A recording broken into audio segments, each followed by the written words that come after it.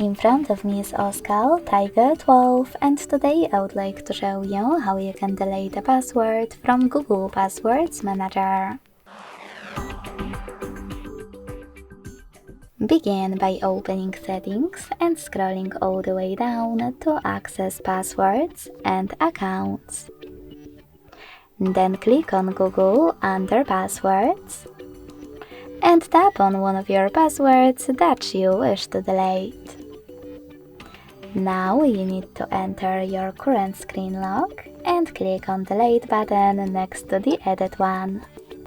Lastly, confirm your choice in the pop-up. Thanks so much for watching. If you enjoyed this video, leave a like, comment and subscribe. Bye!